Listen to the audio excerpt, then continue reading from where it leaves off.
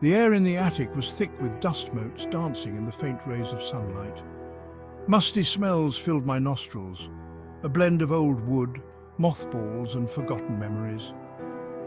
I was visiting my grandmother's house after her funeral, tasked with the daunting mission of clearing out a lifetime's worth of belongings.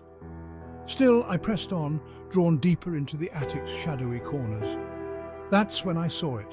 Tucked away in a cobwebbed corner sat an old wooden trunk, its surface scratched and faded with time. Curiosity piqued.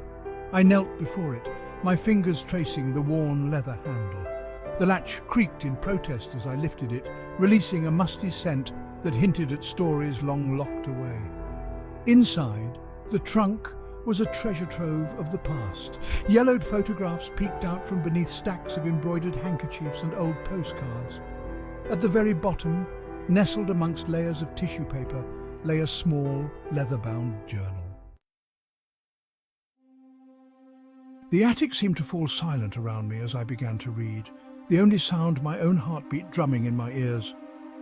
The words swam before my eyes, the elegant script both strange and strangely familiar. It was dated August 12, 1944, penned from a battlefield halfway across the world. The writer, a young soldier named Thomas, poured his heart onto the page, his words filled with a love so raw and desperate it leaped across the decades. He wrote of his longing for Catherine, his words painting vivid pictures of their life back home. Stolen kisses in the moonlight, whispered promises under a canopy of stars. Each sentence dripped with longing, each word a testament to a love that burned bright even amidst the darkness of war. As I read, I felt an ache in my chest, a deep empathy for this young soldier so far from home, clinging to the memory of his love. The letter ended with a promise, a vow to come back to Catherine, to build the life they dreamed of together.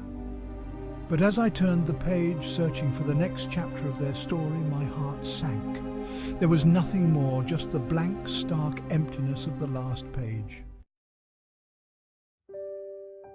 Intrigued and wanting to know more, I delved into the journal, hoping for some answers, some resolution to the story that had captured my imagination. The journal belonged to Catherine, its pages filled with her neat, looping handwriting. It was a chronicle of her life, her hopes, her dreams, and most of all, her love for Thomas. Through her entries, I lived their love story alongside them. I felt the thrill of their first meeting, the shy glances, the stolen touches. I laughed with them as they danced under the shimmering lights of the town's annual fair, their happiness radiating off the pages. Catherine's words painted a portrait of a love that was innocent and pure, a love that bloomed against the backdrop of a world on the brink of war. Her entries mirrored Thomas's letters, filled with the same longing, the same aching desire to be together. She wrote of their walks along the beach, hand in hand, their laughter carried away by the salty breeze. She wrote of their promises, whispered under a star-dusted sky, vows of forever etched onto their very souls. But their idyllic world, like so many others, was shattered by the outbreak of World War II. Thomas, filled with a sense of duty and patriotism, enlisted, leaving behind his childhood sweetheart and their dreams of a shared future. Catherine's entries grew darker, her words filled with a sense of foreboding and dread. She wrote of her days filled with a strange mix of normalcy and fear, working at the local factory, volunteering at the Red Cross, all the while waiting with bated breath for news from Thomas. Every knock on the door sent her heart into overdrive. Every telegram brought a wave of nausea. She clung to his letters, reading and rereading them until the paper was thin and translucent. Despite her fear, Catherine remained steadfast in her love for Thomas. She wrote to him every day, pouring her heart out on paper, sharing her hopes, her fears, and her unwavering love. Years passed, marked by a steady stream of letters, each one a testament to their enduring love. Thomas's letters, filled with descriptions of battles fought and comrades lost, became more infrequent as the war dragged on. Each letter was a precious gift, a beacon of hope in a world that seemed determined to snuff out any semblance of joy. Catherine, true to her word, never lost faith. She lived for his letters, her heart soaring with every arrival, sinking with every delay. She kept herself busy, throwing herself into her work and her community, using her love for Thomas as a driving force to make a difference in the world. The letters became a lifeline for both of them, a tangible thread that connected their hearts across continents. They shared their hopes, their fears, their dreams for the future, clinging to the belief that one day they would be reunited. Then the letters stopped. Weeks turned into months, silence stretching between them like a chasm. Catherine's entries during this period were heartbreaking, filled with a raw, visceral pain that leaped off the pages. Her neat script became hurried, almost frantic. The ink blotched as if tears had fallen onto the pages. The journal became her confessor, her only outlet for the pain that threatened to consume her. She wrote of her sleepless nights, the nightmares that haunted her waking hours. She wrote of the hope that flickered within her, the hope that refused to be extinguished even in the face of silence. Days turned into months, hope slowly giving way to despair. The vibrant, hopeful woman who had filled the early pages of the journal was gone, replaced by a shadow, a ghost haunted by a love that seemed lost forever.